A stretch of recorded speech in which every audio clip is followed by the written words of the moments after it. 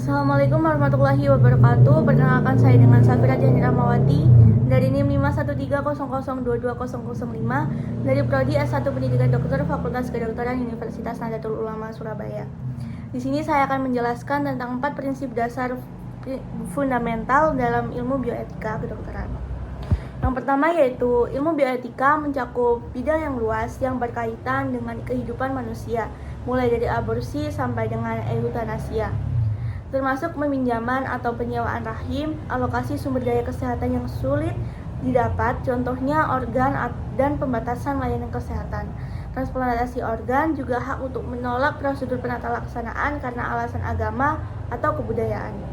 Dalam bidang kedokteran, fokus utama bioetika adalah hubungan antara dokter dan pasien. Pasien sering berada dalam situasi yang menyulitkan dan seringkali sulit untuk memutuskan apa yang sebaiknya dilakukan, sehingga tak jarang pula pasien dan keluarganya menyerahkan keputusan terbaik di tangan dokter. Idealnya untuk suatu prosedur medis dapat dikatakan etis, prosedur tersebut harus memenuhi keempat prinsip berikut ini. Yang pertama yaitu ada respect for atau autonomi, yang kedua ada justice, kemudian yang ketiga ada beneficent, dan yang keempat yaitu non-maleficent. Di sini yang pertama yaitu ada respect for atau autonomi. Otonomi sendiri berasal dari bahasa Yunani kuno, artinya auto yang artinya diri sendiri, dan nomos yang artinya hukum, yang berarti hukum menurut hukum yang dianut diri sendiri.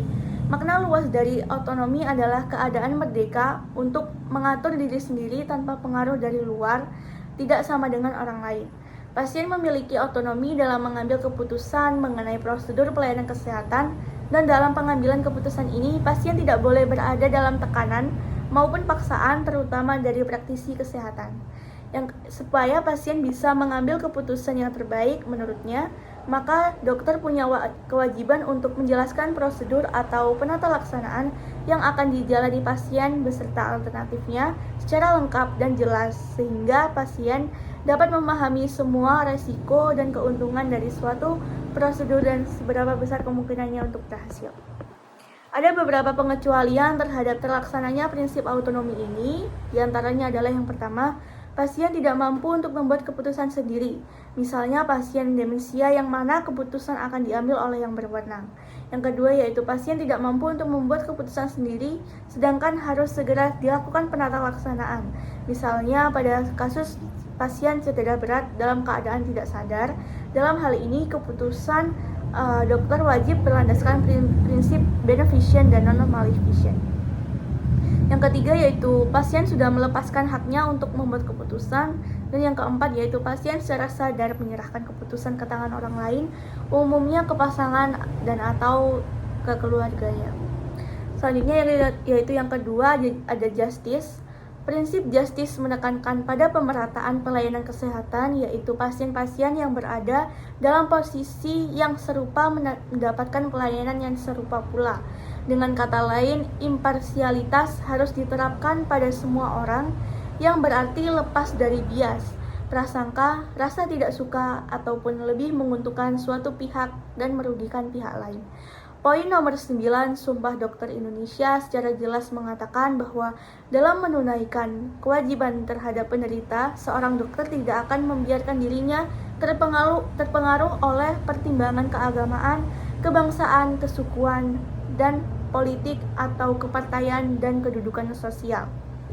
Selanjutnya yaitu ada beneficent. Beneficent sendiri didefinisikan sebagai tindakan baik untuk menghasilkan kebaikan, secara aktif bertindak baik termasuk yang bertujuan untuk keuntungan orang lain. William Frankena mengatakan bahwa prinsip beneficence memiliki 4 elemen. Yang pertama yaitu seseorang tidak boleh menyebabkan keburukan, yang selanjutnya seseorang harus mencegah keburukan, dan selanjutnya yaitu seseorang harus menghilangkan keburukan, dan seseorang harus berbuat atau membawa kebaikan. Ada kalanya di mana prinsip beneficence akan berbenturan dengan prinsip autonomi. Misalnya pasien stroke hemoragik yang sampai perlu dioperasi untuk mengeluarkan darah dari rongga kepala, namun setelah operasi pasien tidak mau mengikuti saran dokter untuk mengubah kebiasaan hidup supaya tidak terjadi stroke berikutnya. Bila keadaan ini terjadi selama pasien memenuhi kriteria untuk membuat keputusan otonom, maka dokter harus menghormati keputusan pasien. Yang keempat yaitu ada prinsip non-maleficent. Pada beberapa kasus, prinsip ini sulit untuk benar-benar diterapkan karena nyaris tidak ada prosedur yang tidak memiliki resiko sama sekali. Umumnya, keputusan diserahkan kepada pasien berdasarkan prinsip autonomi.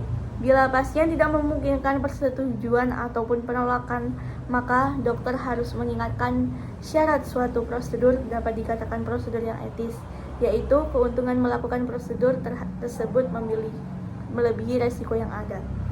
Sekian penjelasan dari saya, kurang lebihnya mohon maaf. Terima kasih.